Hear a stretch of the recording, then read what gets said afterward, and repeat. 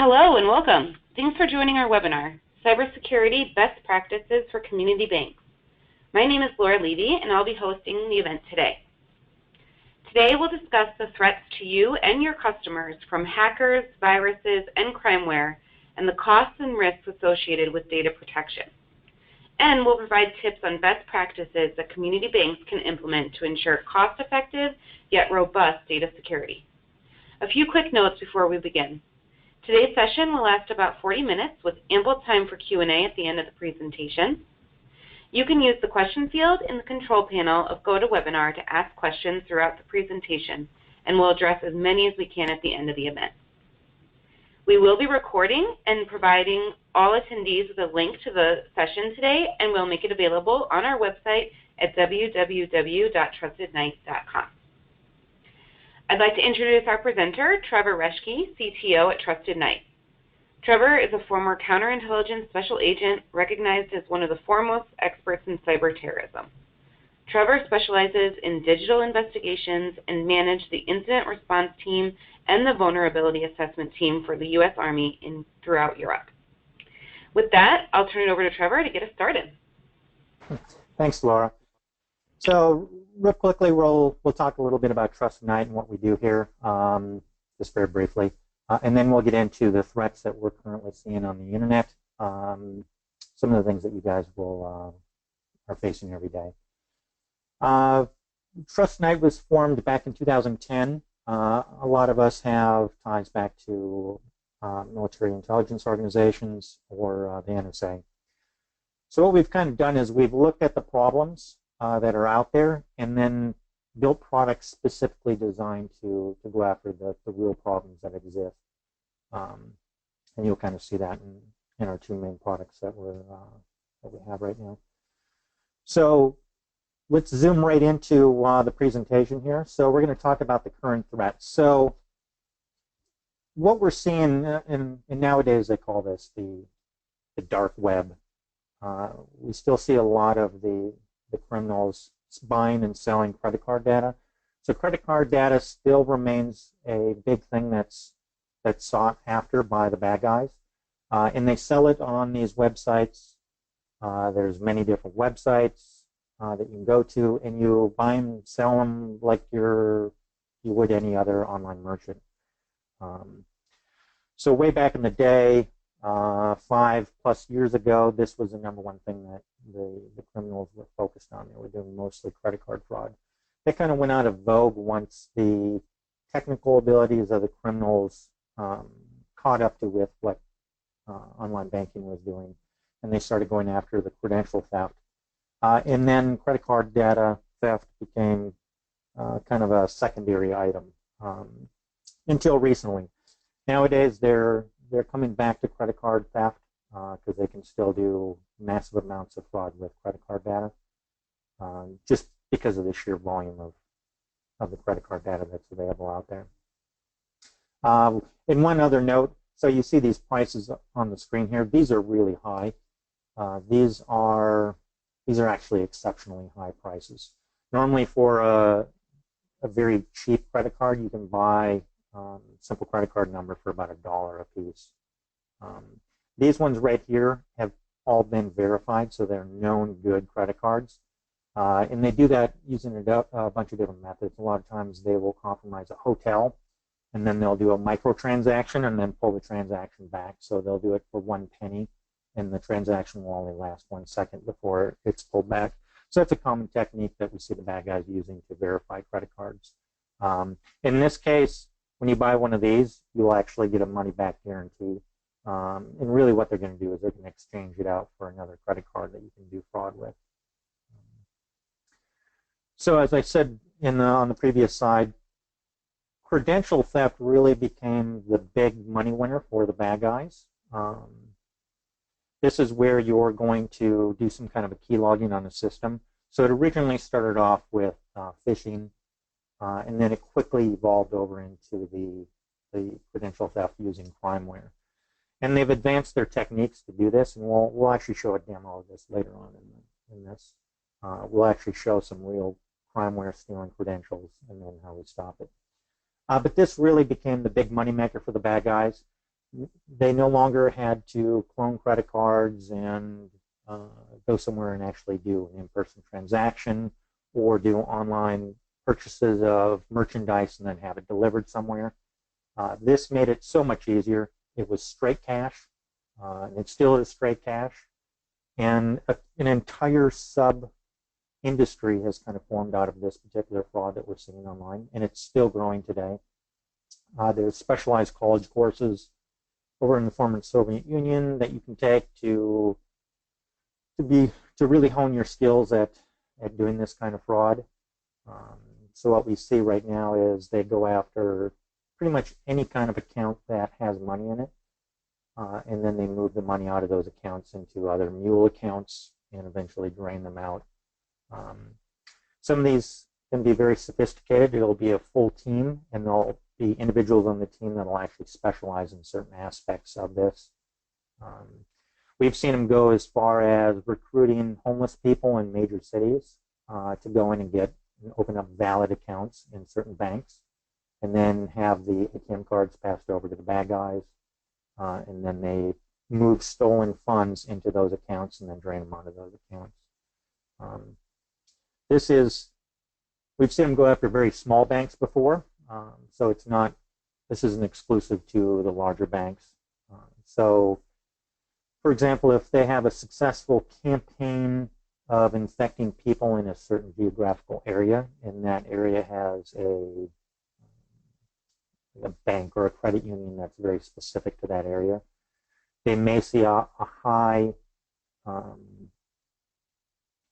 collection of very particular username and passwords for that organization, and in which case they'll actually take a look at the organization and kind of probe the defenses that they have set up at the organization, and then try to exploit that bank and drain as much money out of the accounts as they can. So moving on, here's another example. This is actually another screenshot. This is actually from one of the bad guy websites where you go and do this. So this is someone that's doing these where they're specializing in the actual transfer of money out of big banks. Usually they take a big cut out of the transaction, and it's a significant cut, upwards to over 50% of the transaction, maybe even more depending on the bank. And this is what they do. So they have a team of guys that specialize in this. They have special accounts they've compromised or created, and that's what they use to move money. So here's another one. This has kind of been growing and growing and growing. I'll give a little story about how we're at this point nowadays. So this is just like buying software anywhere else. This is where you go. You go to a bad guy site, and you can buy crimeware, any number of different variants of crimeware. If you have a very specific need for something, you can pretty much guaranteed to find it. In this particular screenshot, you have several different remote access tools, crimeware. You have Pony down there. There's a DDoS tool that you can buy. There's different loaders. A loader is a piece where it's very light, and then you can later have the loader download very specific code. So if you want to update your code, you can use a loader. So there's various different ways in different organizations, criminal organizations that are selling this stuff. We've seen an absolute explosion in the crimeware that's available out there. And the reason for that is a number of years ago, you look at the history of crimeware, at least on the actual fraud side, what we've seen is usually there's one king, there's one piece of software that is better than all the others. And everyone uses it. It becomes the Microsoft of crimeware. Everyone uses it. At one point in time, there ended up being two competing products. They were Zeus and Spy. Those were the two #1 pieces of crimeware available out there for stealing credentials and credit card data from web browsers. At one point, the Zeus guy decided that he was going to retire from the business, supposedly, and he was going to sell his source code over to the Spy guy. And as you know, the deal went bad. and over the course of about 4 months, both products, both the Zeus and Spy, had their source code released by the other guy onto the internet. And so what we've seen from that point is we've seen an explosion in different variants based off those two families, all mostly off Zeus. Zeus was the far superior product. And so we've seen an explosion. We've seen governments start to use them, customizing it to their own specific needs. We now see it, they're using it to modifications of them to go after POS systems. So pretty much across the board, they've been updated. The way they exfiltrate that off the system has been updated. The way they communicate with the malicious code has been updated. But the big thing is the techniques that the crimeware uses are all the same. So they haven't developed any new techniques in actually stealing the data from the system. So we'll talk about that a little bit later in the demo. Here's another example. This is a guy selling some credentials. In this particular case, they're not just selling banking credentials. They're selling Western Union and MoneyGram credentials. This is slightly different. So this is generating fake money through transactions through the actual system, the Western Union or the MoneyGram system. They'll also use those to transfer money, to launder the money out of certain areas. They use several different currencies, and they have over time. We see the activity happening all around the world, so we see the money being moved pretty much everywhere. And this isn't just for experts. So, I mean, real frankly, if I can get you to log into one of these bad guy sites, it wouldn't take you long to actually find some help. Right here, this dude's offering a service where he'll actually train you how to do all this stuff for $3,500. He'll teach you every aspect of it to steal money from people. And in this particular guy, he's talking about hacking stuff. A lot of the crimeware comes with tutorials, how to use it, how to deploy it, how to update it. So they've really made it very simple for the very average person to start doing fraud. Here's another one. This is that Western Union one. Here's a little picture of some actual clone cards. These don't have the chips in them. But what you see is these are actually stolen credit card data, and they've actually made credit cards, and they'll go into a place and do transactions with this as long as they're doing the swipe and not the chip. This is going to become a bigger and bigger problem for the bad guys now that we're moving to the chip here in the United States. But as they saw in Europe, we're going to see a significant increase in the card not present transaction fraud. And that's just kind of where the bad guys are going to move with their credit card stuff. A lot of other times what you'll see in the past when they get ATM cards, ATM with PIN is absolute number one. That's the favorite thing for bad guys to steal is ATM with PIN. Obviously those are a little bit harder to get, but that's straight cash, and what they'll do is they'll do a white card fraud, and that's where it's literally just a piece of white plastic with a magnetic strip. And then they'll clone those cards and they'll go to several ATMs and drain them out. Ransomware. This is another big thing that we've really seen pick up in the past year. So we weren't sure exactly where they were going with this, but this has really evolved into something that's kind of surprised everyone. It's become another business, a big money maker for the bad guys. They're at the point now where they're actually opening up help desks for victimized users. The bad guys are opening the help desks where you call in and they'll actually have a human being help you transfer money to pay the ransom. So that's kind of where we're at now with ransomware. Ransomware is bad for, I'm sure most of you know what this is, but it's malicious code that gets on your system, usually the same techniques that any other crimeware gets put on the system. But crimeware is very specific in that there's a couple different families, but in most cases what it's doing is it's encrypting all of your user data. For large organizations, that can be an absolute terrifying event.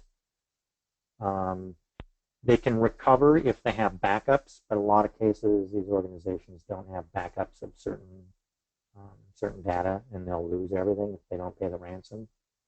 And what we're seeing is a lot of people are paying these ransoms just to get the data back.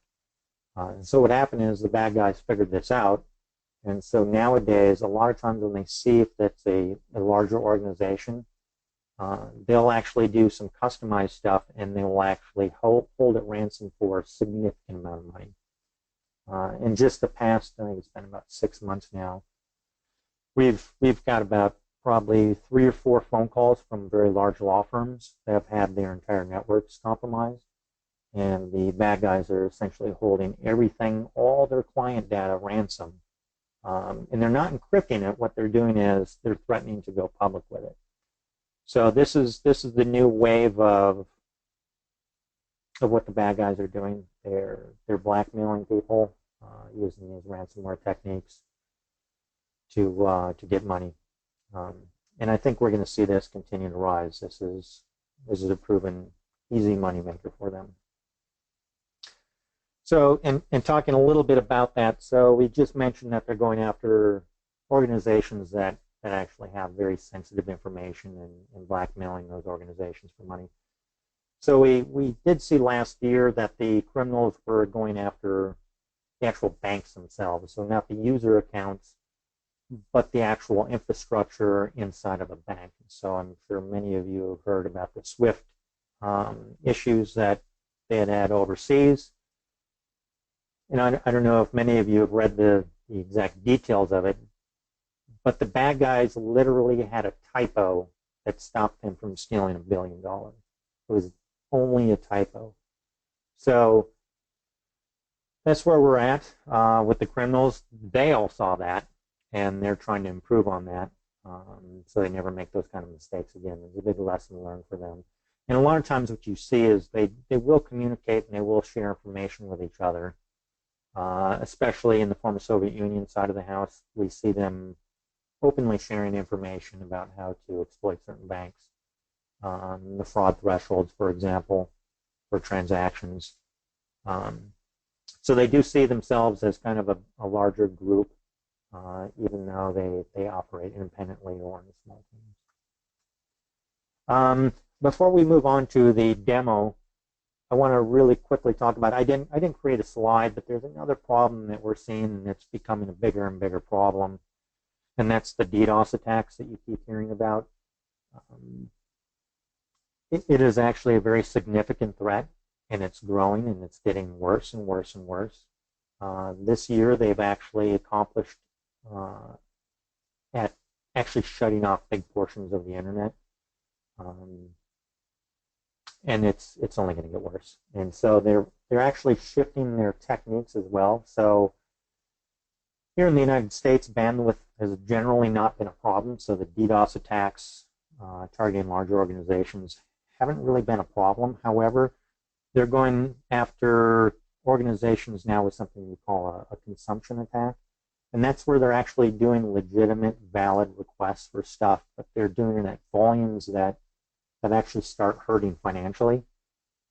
So they're starting to chew up the bandwidth and running up the costs for organizations on the internet if they get targeted by these guys.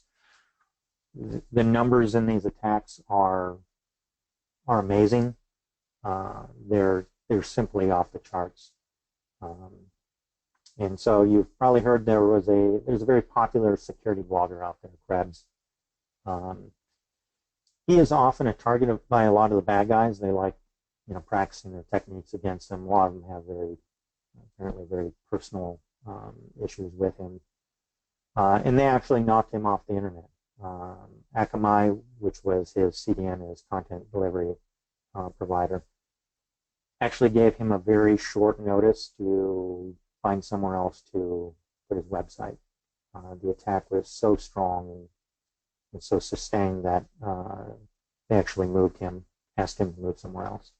So he's now with Google. Google, he fell under a special protection program that Google has. And so it's just a matter of time where they start targeting them over there and seeing how effective their networks can be and bringing them down.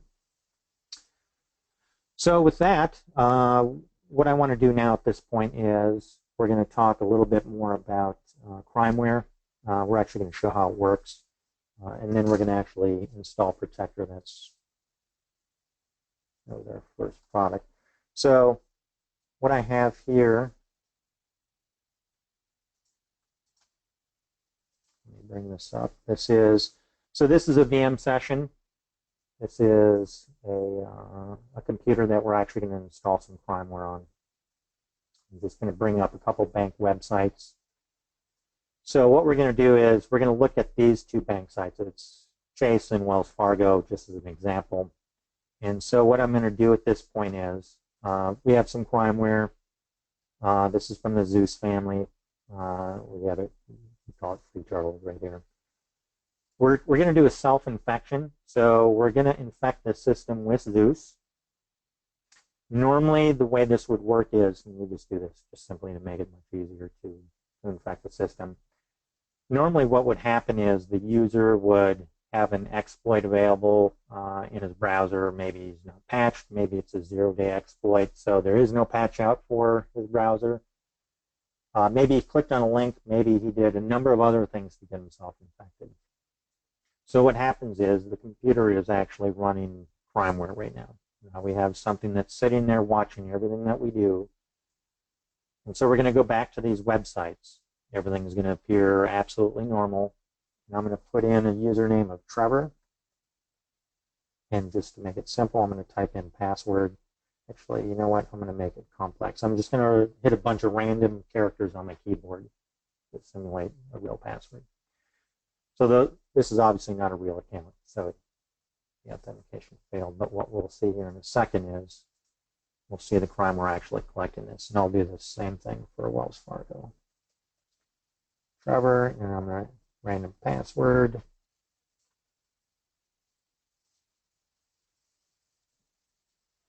Oh, and you see right here, so I forgot to mention, we do have a little something extra for Wells Fargo in our particular build. And this kind of goes into one of the more advanced techniques. It's not very new. It's been around for quite some time. But what you see is the criminals are actually able to manipulate a web page. Let me put this in there. And so in this particular case, the crimeware sees that we're on the Wells Fargo login page. And so it's actually adding this little piece of code to the page, but it's being done in memory on the local system. So the bank doesn't see this. I'm just going to put in an ATM pin so you can see that. So the bank doesn't actually see this. The user sees it. Everything is legitimate. They think it's from Wells Fargo, and everything is normal. But the reality is, obviously, your bank's not going to ask for your ATM pin. So what we have now is we're going to go to the Zeus control panel, and we're going to see all this collected data. So this is all live. So it's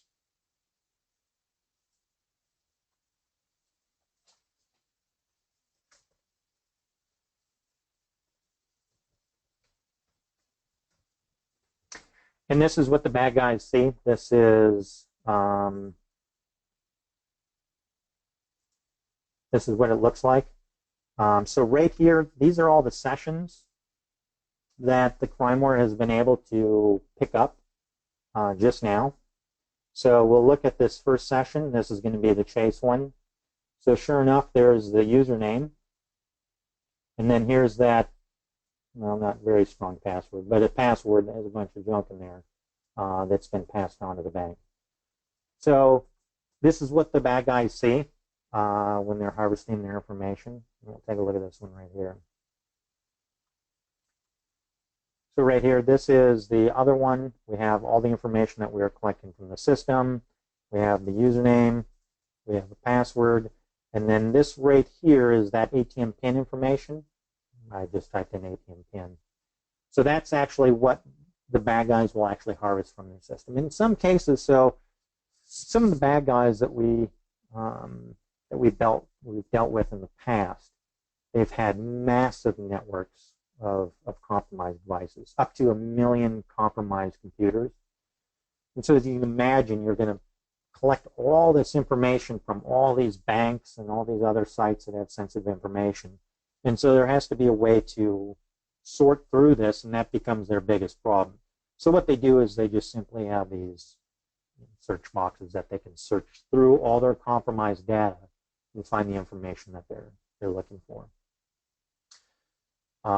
So this is, one other thing. So there's other things you can do with this control panel. So you can update your crimeware. So for example, if it's ever detected by some antivirus product out there, what the bad guys will do is with a couple clicks of a button, they can update their entire arsenal of compromised devices with their new and latest code. So it's pretty much like any other managed enterprise product that's out there. So real quickly, we're going to install Protector. This is one of our products. This system is compromised still. It still has crimeware running on it. This part of the product is actually customizable, so it'll be branded for your organization. When we first originally started developing this product, we wanted to make sure that this product could be easy to use. We knew one of the biggest hurdles for people, especially with security products, was if the users have to do anything, if they have to configure something, that's usually going to be the fail point for the product. We literally made this product so my grandma can use it, so she won't have problems where she can actually do her online banking without fear of having anyone steal any of her information. So we just enabled the product in Internet Explorer. Now the one big thing that you'll see, this is really the only interaction that we have with the user. So it's going to be yellow form field shading. So that's the one piece that we actually share with the user, so they know that something's there protecting them. So I'm going to type in Trevor2, and I'm going to type in password this time, password2. We're going to authenticate. Obviously, it's not real credentials.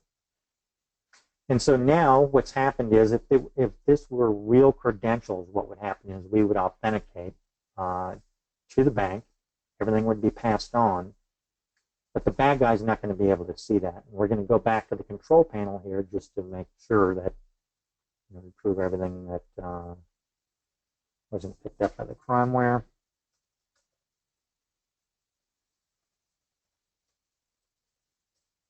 Log in here. So we still see the one device online. We only have one compromised device in the network right now. We're going to search, and what we see is we do not see any more activity that the crimeware has been able to see. So essentially, we've eliminated the crimeware's ability to actually see anything occurring on the system. So it's still present. It's still sitting there, but we've eliminated its ability, all of its ability. There's many different techniques that the bad guys can use to steal information from the browser, but we've eliminated them. And that's the one big key difference between our product and, say, an antivirus product or any other endpoint. We're going after the specific techniques that the bad guys all share, all the crimeware across the board, whether it's a variant of Zeus or some other completely new crimeware. We're going after those unique techniques and stopping those techniques. So this is how it works, and this is why it's very different and why it's much more effective. So at this point, I think I'm going to pass this back over to Laura.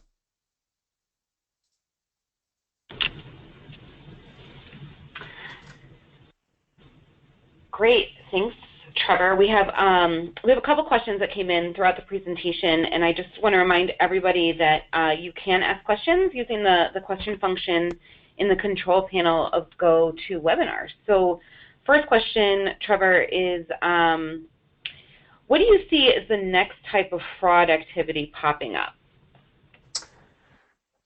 That's a pretty good question. I think we're going to see an expansion of we're going to probably continue to see the ransomware stuff continuing. It's hard to see it changing course, but right now they're very successful with that. I think we're going to start seeing potentially some DDoS stuff, maybe some ransoming off, DDoS attacks. So if you don't pay us, we'll DDoS you, and it'll be significant. Crimeware has not been really countered. So that's still a tried and true method. I think they might start using crimeware to steal personal information and maybe start blackmailing people with that information. That could be another thing that we could see in the near future. But there's a number of different ways that they're making money, and they're stealing billions of dollars right now, so they're doing very well for themselves. Okay, great. So next question. So I understand from the demo how Protector can protect online users, but what about internal employees and the threats that become a problem because of internal employees' misuse? Oh, that's a good question. So there's a couple different ways. So, like for example, Snowden, the dude that worked at the NSA, so he actually used some key loggers internally to steal the credentials for his fellow employees, and then he used their access to gain more information. So, in that kind of scenario, it would help someone else. It would help an organization from someone that actually steals credentials from another employee to gain further access. A lot of times when these major corporate breaches, it is going to be Zeus or some variant very similar to Zeus, and so it'll eliminate those initial data dumps that come in that way. I know that's not a particular insider threat. And I think those are the two biggest things that we see that Protector would help with. Now, as far as a direct, user malicious activity, I think those are a problem that we're going to continue to face. We're still trying to figure out how to solve a malicious user. We can limit some of their actions and their collection ability. So I hope that answered it. Yeah. Okay, great. Do you see that there's any government assistance or intervention in the remediation of these attacks, and particularly some of this crimeware that's so readily available? Not so much. I think the governments, to include the United States, are all actually involved in this a lot. Obviously, the U.S. government's not targeting any users, but they're using malicious code just like any of the other countries that we see out there, China and Russia. They're all using malicious code. They're infecting systems, and then they're using that malicious code to do bad things. If you read about the malicious code attack on the nuclear plant in Iran, that talks about some very interesting, very, very amazing methods and techniques that they use to compromise another country. If you read some of the reports out there about the Chinese cyber military organizations, those are pretty amazing. There's some leaked videos of those as well. So I've seen some of the insides of the Chinese military cyber units where they're literally doing drop-down menu hacking, where they'll have a user sit there and use a pull-down menu to select a target, select an exploit, attempt to compromise them, and if it does, they'll push another button that actually harvests information off the system. So they've gotten it down where it's kind of silly, actually. So no, I don't see a whole lot of government. I don't see a whole lot of government stopping this. I see a whole lot of government activity being involved in it. So. Okay, great. So I think that's all the questions that have come in so far. So I think we will go ahead and call it a day and say thank you to everyone who joined us. And as a reminder, we will be sharing the recording of the session with all attendees and on our website at www.trustednight.com. Thank you, Trevor. Thanks, everyone.